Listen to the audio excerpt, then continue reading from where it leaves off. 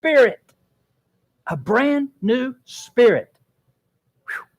Ephesians chapter 4, verse 17 says, I say, therefore, and testify in the Lord, that you should no longer walk as the rest of the Gentiles walk, in the futility of their mind, their understanding darkened, being alienated from the life of God because of the ignorance that is in them, because of the blindness of their heart, who being past feeling have given themselves over to lewdness, to work all uncleanness with greediness.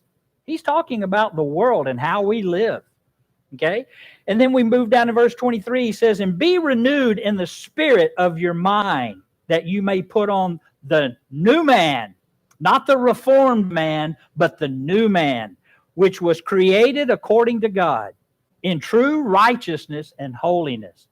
Wow, what comes with a new birth? We become a new man. We have a new beginning. We have a new spirit. And now we are truly righteous and holy in God's eyes. The Bible says, be holy as he is holy. You have that ability now. You need to work and strive to be holy. It's not easy. Why? Because the trials, the temptation, the world is still all around us. And it's not easy. No, the whole key to everything is, who do we associate with? Where do we spend most of our time? What is our focus? What is our love? What is our desires? And the world has a strong hold on us. Whether you're reformed or whether you're born again and brand spanking new, the world has a hold. The world does not want to let go. The temptations seem to be even harder now. But we have a brand new spirit. And in Psalm chapter 51, verse 10, Psalm chapter 51, verse 10 says, create in me a clean heart and a steadfast spirit, O Lord. Create within me a clean heart and a steadfast spirit. Wow. Do you have that steadfast spirit? Do you have that clean heart? If you're a brand new believer in Jesus Christ, you have that new heart and you have that spirit. You got to guard it. You got to hold on to it. You got to know that the enemy is coming to take it away from you. You got to know that the devil doesn't like to lose. You got to know that he's not going to give up. You got to know that he's not going to throw in the towel and say, I've had enough. I've been beaten too much. No, he's not going to do that. He's going to continue to come back over and over and over again. And let me tell you what the Bible says, and I'm not saying this to be ugly. I'm telling you this as a fact.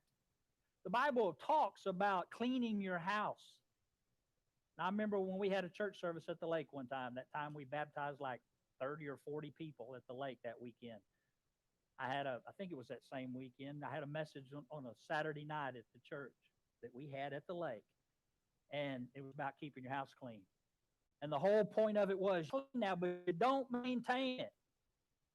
He says what happens is that same demon, that same spirit comes back into your house. But what does he do? He brings a whole lot more with him when he comes back.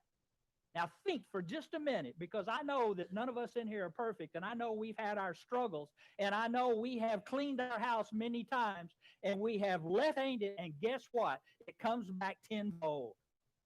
It does. How many of you have ever tried to stop drinking? You got an alcohol problem, and you tried to quit, and you did quit for a little while, but you didn't maintain it. And then before you know it, not only did that problem come back, but that, along with a whole lot of others, came back.